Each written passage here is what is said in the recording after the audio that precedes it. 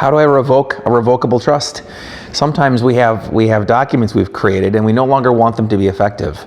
A revocable trust is a probate avoiding mechanism. Wills go through probate, revocable trusts avoid probate, and the way it works is we got to get all our stuff into this private family entity, and anything that's in this private family entity won't need a judge's help, and we get to avoid the courts. That's great. We love revocable trusts. If you no longer want it to be effective, what you can do is you create a revocation of a revocable trust. It's typically going to be a separate piece of paper, and it says, I hereby revoke the, be very specific, the name of the trust and the date of the trust and any amendments hereto. And by doing that, the thing no longer exists. But that's not all there is to it. A revocable trust could have things in it. And if that's the case, you got to get these things out of the entity. So if you have real estate in your revocable trust, you now need to do some real estate deeds to get them where they're supposed to go.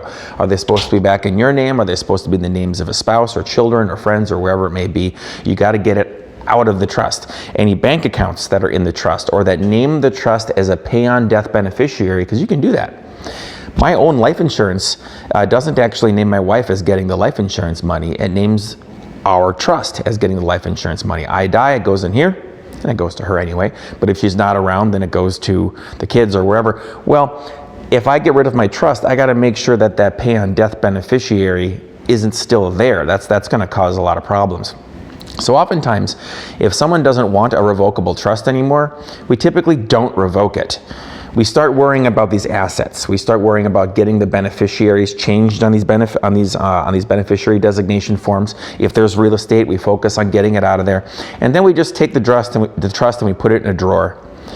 And if we forgot something, if something is still going to end up in the trust or dumping into the trust after death, at least we have the document that tells us what to do. So it's actually pretty rare to revoke a revocable trust. Nonetheless, you can do it. Any questions on this, shoot us an email.